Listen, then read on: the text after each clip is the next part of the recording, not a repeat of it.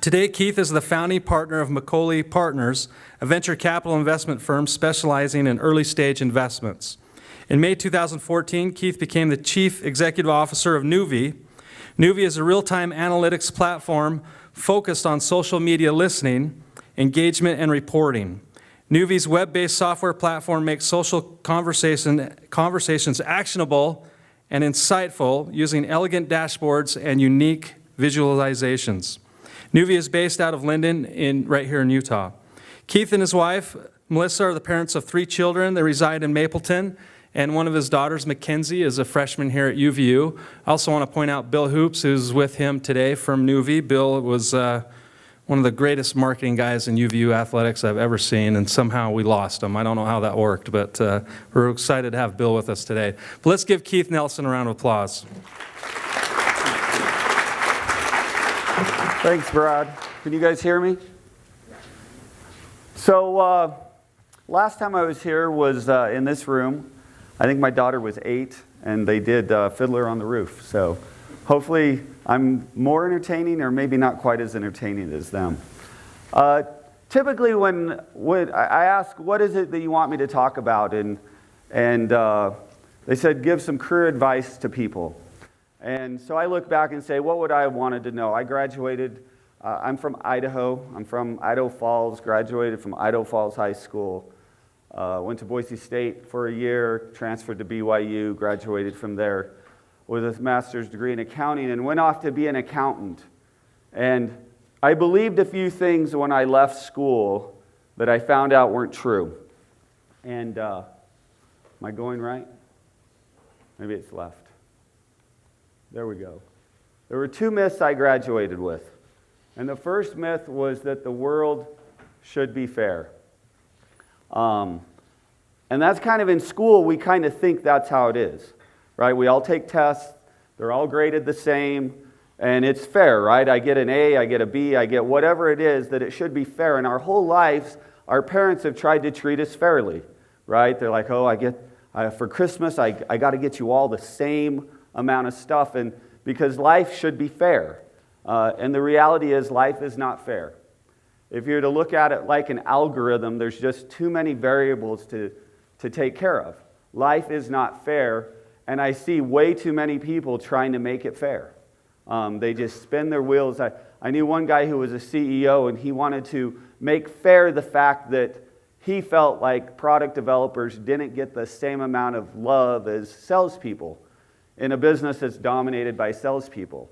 And he sat there and beat his head against the wall trying to make this thing fair. And I'm like, whether it's fair or not, don't spend your efforts trying to do that. Just spend your efforts trying to do the best job you can at whatever it is you're trying to do.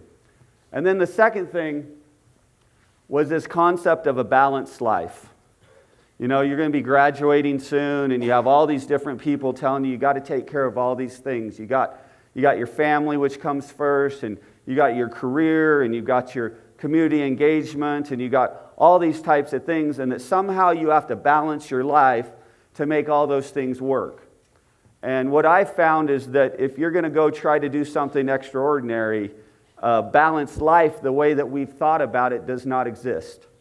Your life will be unbalanced at any point in time, and I like to think of it more as the proverb, I believe it is, that there's a time and a season for all things. And that at any one point in time, your life is going to be unbalanced. Right now, your life is probably unbalanced towards education. You know, for those of you who served in LDS mission, your life was really unbalanced at one point in time for your church service, right? When you start your career, you're probably going to be a little bit unbalanced. And I think that if we would just add one little word to the end of it, that we would save a lot of frustration, and that is that you want to have a balanced lifetime. When you get back and you can look back, you can say, there were times in my life where this was more, I made time for everything, right? But there was extra focus on different things, because to do something extraordinary requires extraordinary focus. So just think about that. Don't go out and beat yourself up because you're working 68 hours a week to start your career and all these other things aren't quite in line, because there's not enough time in the day to get everything done every day. The next thing I want to talk about is a concept that I call knowledge capacity, and this is most of the enterprises that I'm interested in being in. And in today's world, we live in a global world and in a global marketplace. And whatever you choose to do, you're competing in that global marketplace. If you choose to go be a factory worker in Detroit, you have to understand that you're no longer just competing with the other factory workers in Detroit. You're competing with all the factories all over the world. And that you need to create enough value to justify the excess that they're going to pay you and the cost to get that product here. Because again, we all want it to be fair, but when we go to buy, we want the best value. So you got to add more value in the marketplace than anywhere in the world, right? And too many of our old industries were kind of protected by geography. They didn't have to compete in the global economy, but now we do. You know, the things that we can do now are amazing. That from my phone, I can send an email to someone in Indonesia, and they're going to get it immediately and reply to me. It's just remarkable. And that's because in today's world, we compete on knowledge. The best companies are those who compete on knowledge and understand that. It used to be resources.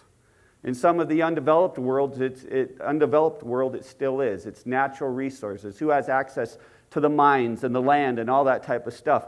But here, all of you, you're going to compete in the knowledge economy. And I like a concept that I call knowledge capacity. And that is the ability to the ability to discover new information multiplied by the ability to diffuse it. Okay, meaning you discover something and then how quickly can you share it? And in today's world, we can share it really fast. Right? You take a picture, you hit a button, you upload it to Instagram and Facebook and Twitter, and all your friends can see that stuff. So that's happening. But in companies, that's not always the case. Stuff doesn't happen. And most companies focus on discovery. So just to use a little math, if you had the ability to discover information on a scale of 1 to 10 at a 7, and your ability to diffuse it was only at a 2, we'd say your knowledge capacity is 14. And again, this just show math, it's not 2. Now, if you were to go out and you tried really hard to discover more information, and you went from a 7 to an 8, and your ability to diffuse was still at a 2, you'd go from a 14 to a 16, which is good. It's, 14% increase. Okay? But if you were to go out and you were to discover it the same, but diffuse it at a 3, you actually go from 14 to 21, which is a 50% increase. And obviously, if you can get both of them to be the same, you can get a 250% increase. The reason I talk about this is because in a lot of companies, they don't focus on diffusion. They just focus on discovery. But the real multiplier, the real benefit is in your ability to share and to people to gain insight on it and for people to make informed decisions quickly. This was the underlying reason why I initially invested in Nuvi. As the initial, and I'm the only investor in Nuvi, was this concept that we could go out and discover in this mass array of social media. We monitor hundreds of millions of mentions a month, and that we could bring all those together and make sense out of a conversation of 100,000 mentions. But more importantly, not just make sense and gather insight, but can quickly be disseminated out. And I believe that that's the new world. Social media, and this isn't a pitch for Nuvi, right? But we are hiring. I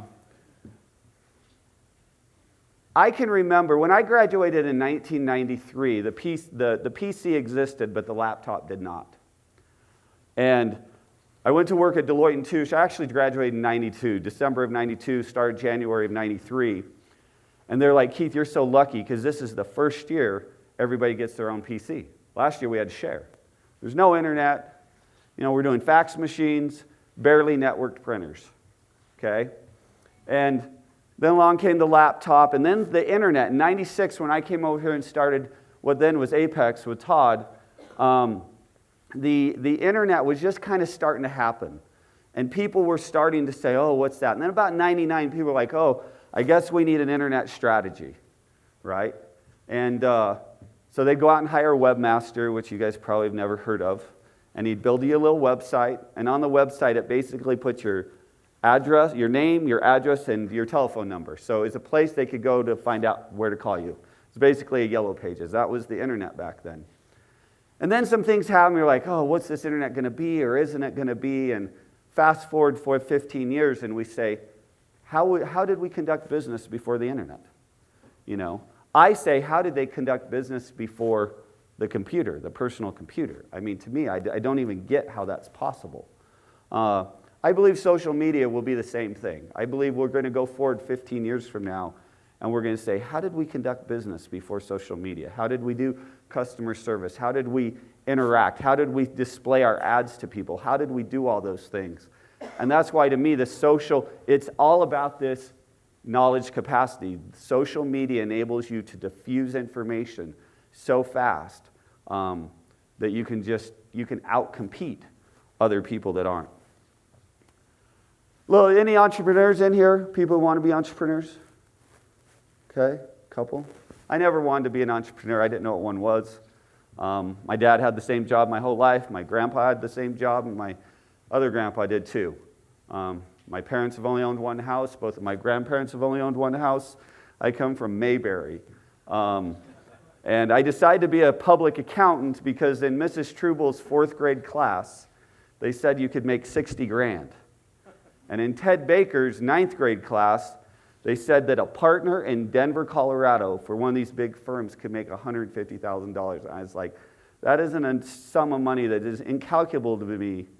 The only people I know have any money are doctors. I can't do that. So I'm going to be a certified public accountant. Had no idea what they did. Had no idea, probably, when I graduated what they did.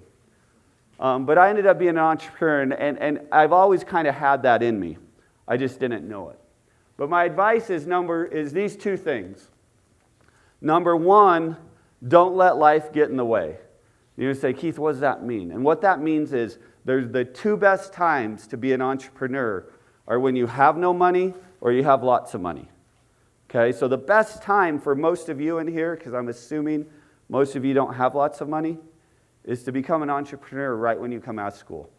Because all you got to replace is what you're living on, right? You don't have, life is not in the way. Life has not grabbed you and said, hey, I need to make $75,000 a year to keep the lights on. Because if you're in that situation, it's very hard to go be an entrepreneur. And then after you've had a big exit like we have had, it's really easy to go be an entrepreneur, right? Because you don't have to rely on someone else for capital and all those types of things, and people come to you with good ideas. So don't let life get in the way, because if you do, it will happen. And then you're stuck. You know, there's the golden handcuffs of corporate America. There's this same thing with entrepreneurship. And then the second thing is you better be all in. Again, we live in a competitive world with competitive people out there, and we're going to compete with them. And the beauty is you as an entrepreneur can be so fast and so nimble that you can move faster than them, but you have to be all in. You have to be 100% committed. It's where you see the upsets in the NCAA tournament and all those types of things. It's the little underdog who's just a little bit more committed than the big old Kentucky or whatever the case may be, and they sneak in there, and every once in a while they can knock them off. And I'll give you an example of committed. So this is how uncommitted I was. So I'd actually, the year before I left Deloitte, I'd had the chance to become the president of one of my clients' companies.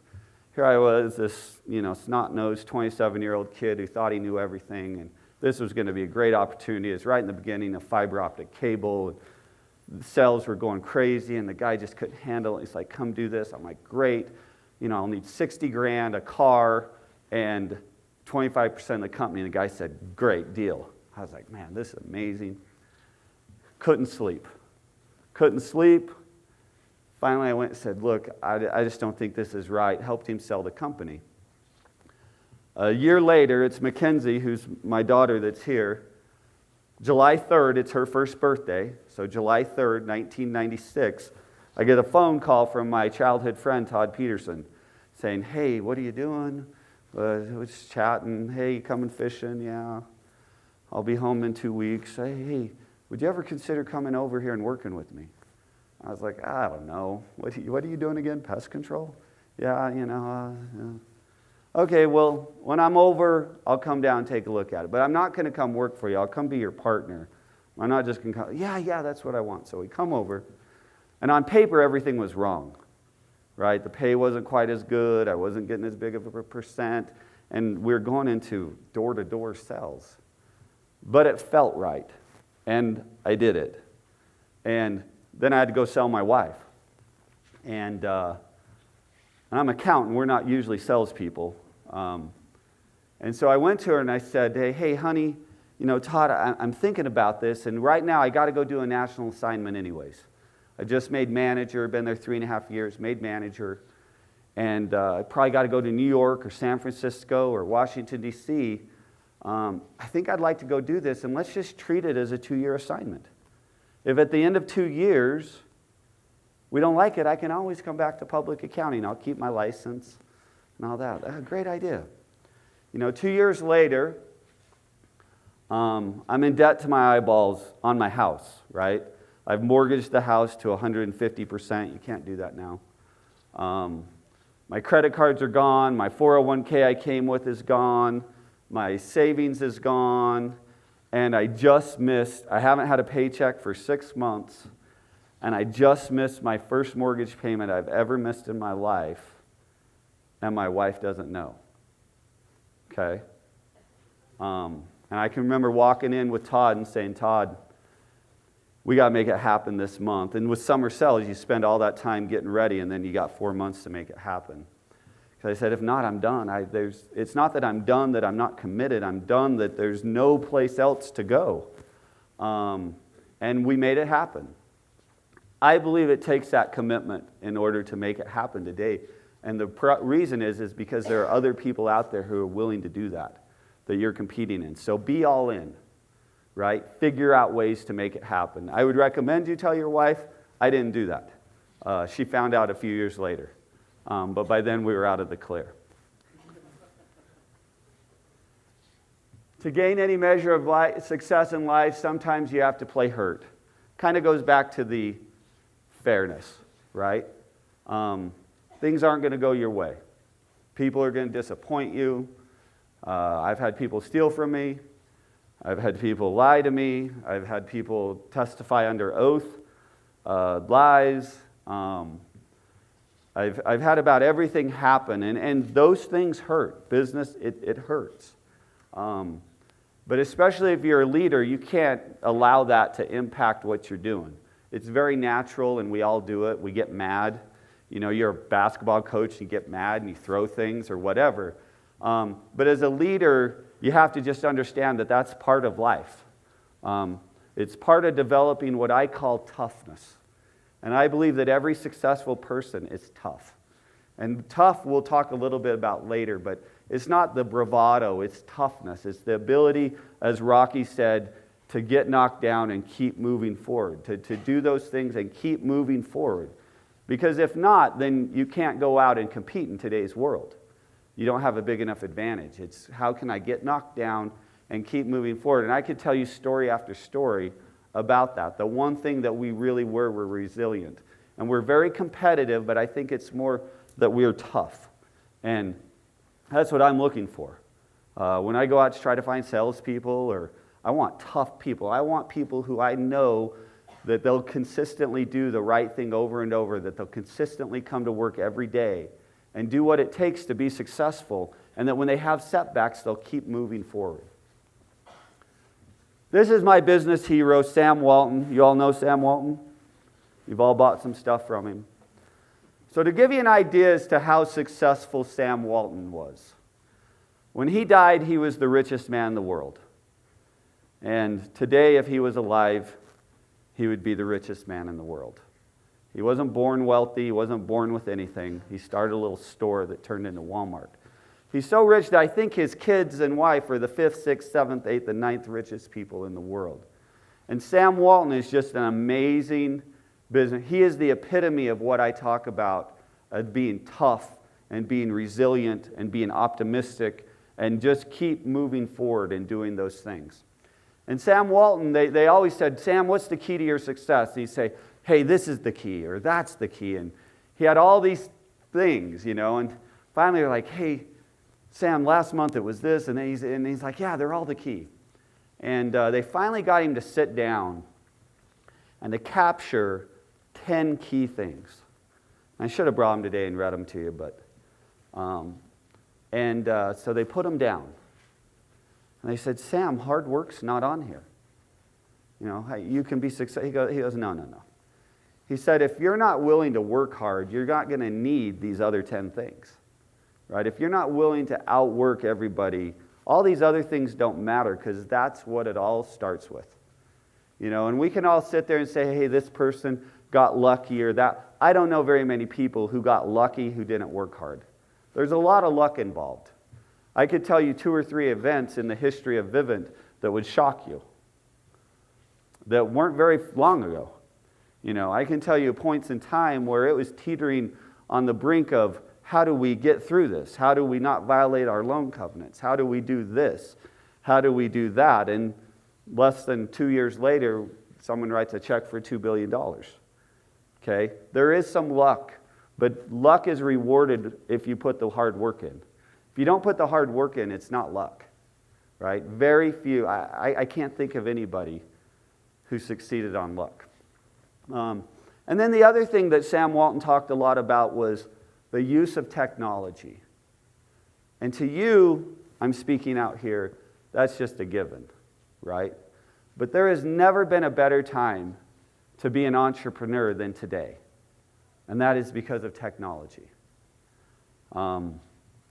Microsoft could not exist today. In fact, we're going to see if it will or will not, right?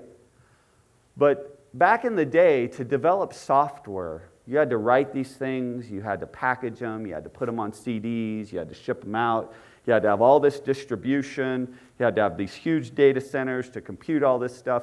It was just a humongous operation. In today's world, you can, in your bedroom, write a code, put it together, create a platform, host it on Amazon, distribute it online, download it from the App Store automatically, and you can do everything that cost hundreds of millions of dollars for Microsoft to do in your room, right? It's just, can you come up with a better product or an equivalent product, and can you get it out there and get people using it? In today's world, the marketplace is the ultimate competition ground, and it's fair. It really is fair because the customer wins now. There's no more monopolies, really, that dictate things. Customers dictate things. And so you can go out and compete, right? Little old Nuvi, we can go out and compete.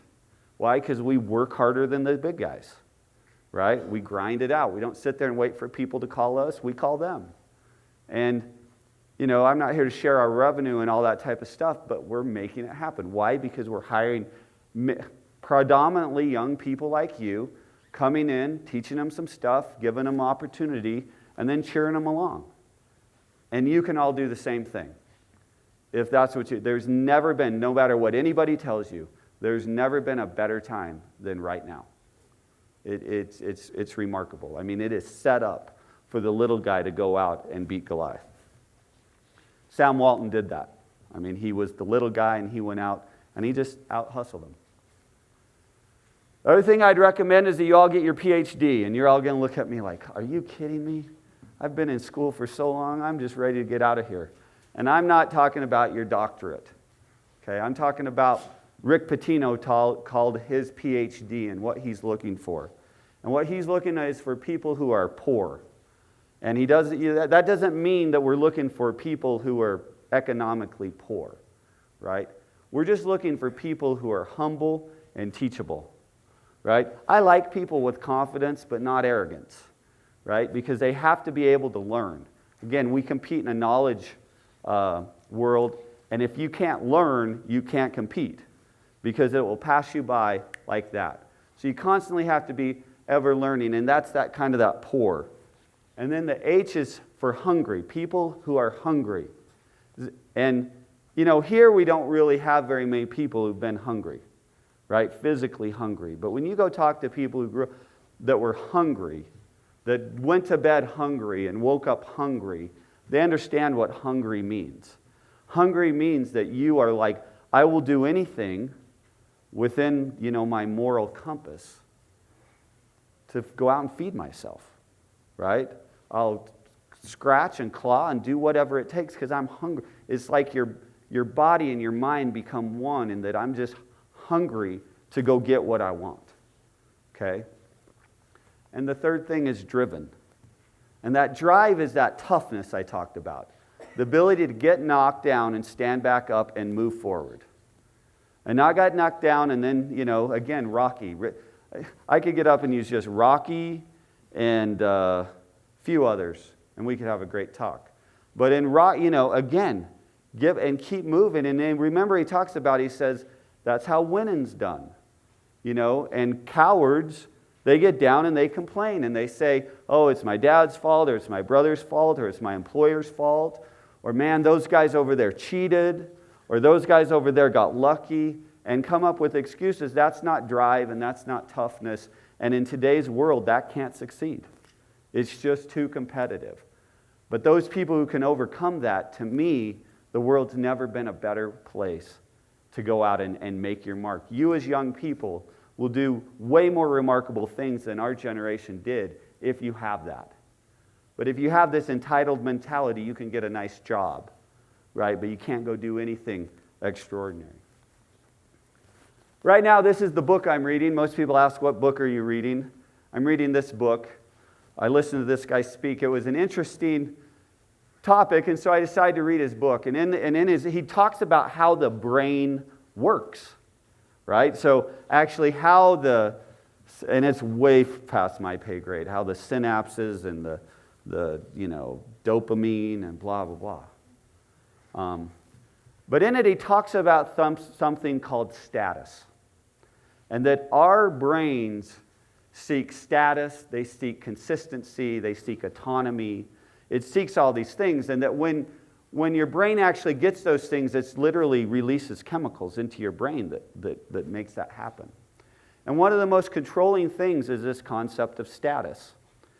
And what status means is that our brain is constantly, it's just the wild in us, I guess, is constantly kind of ranking us, our status amongst the people here, or if we transition into another group, the people there. That's just what our brain does. And I'm really involved with quarter horse racing, and I raise quarter horses and sell them, and their status is apparent. You take 5 mares, those are females, 5 females, or you can take 5 of any horse, any group of horses, and you can throw them out in a field, and within 4 hours, there is a ranking out there, 1 through 5.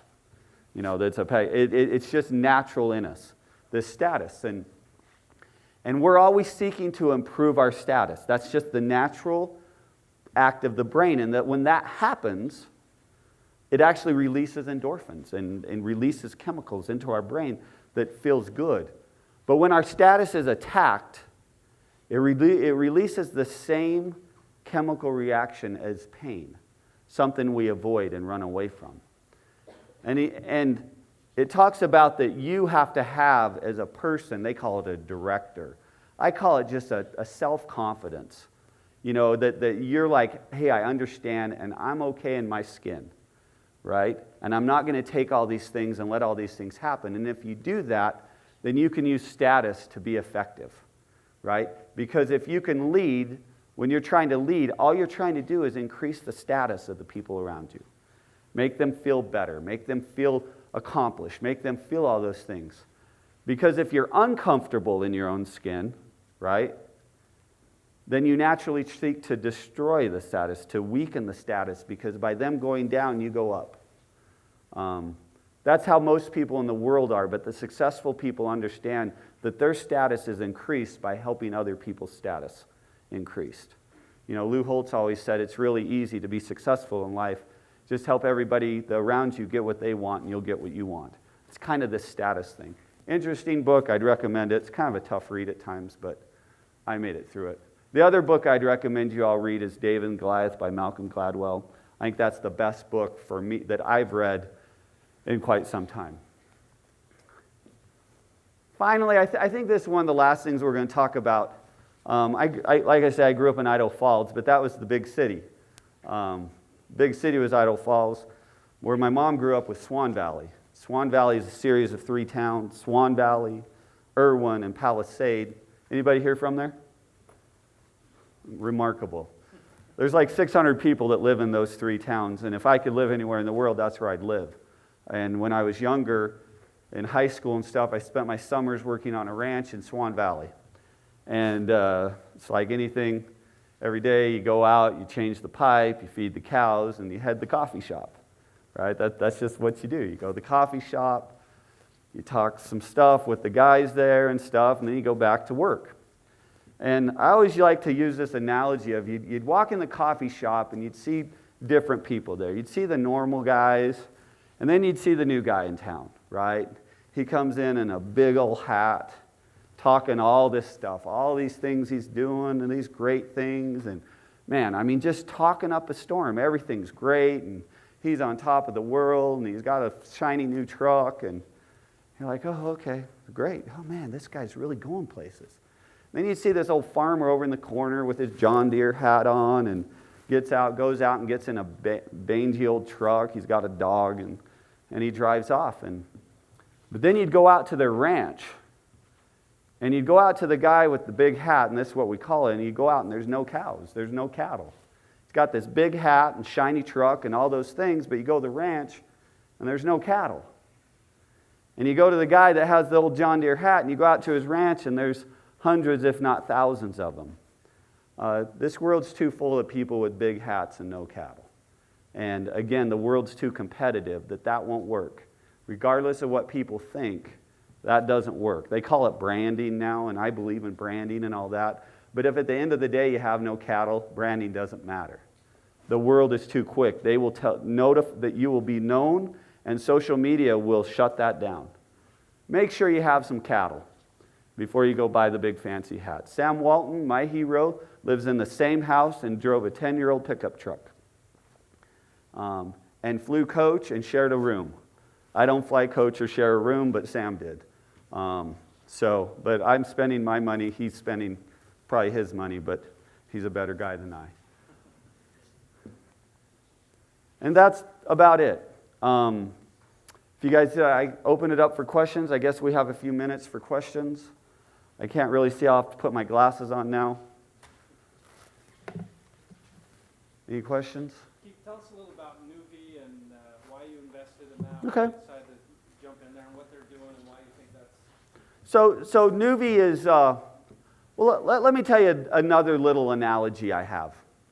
And I believe that there are 2 types of company cultures, I'm going to call it, in the for-profit world, right? There's what I call a product culture, and there's what I call a sales culture. And both of them need great products, and both of them need great sales. Okay, but there's going to be a culture out there. And product companies, if I was to say, what's the greatest product company in the world, you're all going to say Apple. Right? Anybody disagree with that? You know, maybe Google, maybe Facebook, maybe Twitter. These product companies have these products that are just so amazing that we all buy them, right? And we come back and buy more. And product companies, there's either winners or losers. When I talk about great product companies, rarely are they a $5 million company, right? They're billion or they're nothing. That's kind of how the marketplace works. And then there are what I call sales cultures. And sales cultures are those that go out, they do have great product and they have all that, but it's a culture of sales. It's a culture of going out and acquiring customers. Not waiting for them to come to you, but you proactively going out and getting them. So, first of all, I believe to be successful in a SaaS model, you have to be a sales culture. So, number 1, I like that about it. Number 2, what we talked about earlier. I think social media is the next revolution. I don't know exactly how it's going to happen. I believe it's like the internet was in 2002. There have been some booms, some busts, but it's here. And we're going to see over the next 8 to 10 years how that happens. I wanted to be in the space that we could take advantage of that transition and provide real-time analytics on it. And we continue to build our platform. It's just a subscription-based service, and it makes people more effective. And when we first built it, we had the designers build it and do all that type of stuff. And then I went out on a few sales calls. And I was like, what? We're talking to these people. Why aren't people buying them? And we actually went to Vivint. So I went because I introduced them, and I'm sitting in there. And here Vivint has a 3-person social media team. And we've set up the topics, and we're showing them, got this beautiful display and the bubbles moving across and all these types of things. And I'm sitting there going, oh, hold on a second. We're killing their status. Because what we did was we went and took their whole social conversation and immediately showed that there really wasn't much. And so we were actually hurting them. We were, because if I'm the boss, if I was running Vivint again, I'd say, what are you guys doing and why do I need 3 of you? There's 268 mentions, 200 of them are irrelevant. You could spend 10 hours a day 10 minutes a day talking to every person there. And I realize, but there's an opportunity, because if we can make this person a hero, if we can go and make them more, and that's when we kind of transitioned into the reporting. Wow, we can make this person a hero, because now, instead of them showing their boss this thing that says there's really not much going on, they can deliver to their boss this beautiful, professionally done report that they do at the click of the button, and now they look like a hero. So that's why I'm there. And then the third thing, why I'm now I'm the CEO. They kind of asked me to be it, but I'd kind of recruited some of the team. And the one thing I missed for the couple years that I was, quote, retired, I missed being on a team. And I love the people that I work with, Cameron and Brett and Bill and everybody there. We have a lot of fun. The average age is probably 28. The engineering team's a little older. The sales team, maybe 30 is the average age. But we have a lot of fun. There's a lot of interaction, and it's a good time. One other thing that no one ever asks, but they all want to ask afterwards is what'd you do when you got your big payday? Right? I've had 2 of them now that were really good. More money than I ever dreamed of as a child. And I remember the first one, I'd sold a piece and the wires come through, and I'm at home, and I'm looking on my computer, and boom, there it is, shows up. I'm like, honey, come here, Melissa. Come in here, look at this. She's like, that's great, honey. On the way home, could you get some milk? I'm like, all right, great. And the next day was exactly the same as the day before. And then when we sold the company, and we actually got the money, I was back in New York at a BYU basketball tournament. And the same thing happened. Brittany's like, hey, the wires came in. We didn't even know what the number was, right? Because we own a piece of... Great. And that night we had cheesesteaks at the Barclays Center. Because the one thing I do know is life is no different the next day after you make all this money than it was the day before. Life is life. And your problems are the same problems. And people are like, oh, but you don't worry about money. I don't worry about money. And I can't say that... But that also creates a whole nother set of problems. So my advice is always just learn to be happy where you're at. And have goals and have those dreams and have those aspirations. But if you say, this is my goal, and you get there, and you think that when you get there economically, that all of a sudden life is just going to be this nirvana, you're going to get there and you're going to be sorely disappointed. For me, I actually have and we're very involved here at UVU. They're going to be announcing pretty soon the autism program, and my son is going to be named after, the building will be named after him and stuff. I got a little 16-year-old autistic kid, and I get to see what money can't fix, right? I mean, we can provide him with a really nice life, but it can't fix that. And what you find is that you learn really fast once you have it what it can buy and what it can't buy, and you really want what it can't. And those who think that it can, they find and they go out seeking for that and they never find it. Again, I'm not going to say I'm not grateful that I don't have financial issues. But it didn't solve anything. And again, I believe that it made it a little more complicated in a lot of ways. But, I told my wife the other day, let's just give it all away and go back to when we had nothing. And she wasn't all for that. And I was probably a little crazy at the moment. But so again, any questions? No one? I can't see if you do. All right, well, thanks.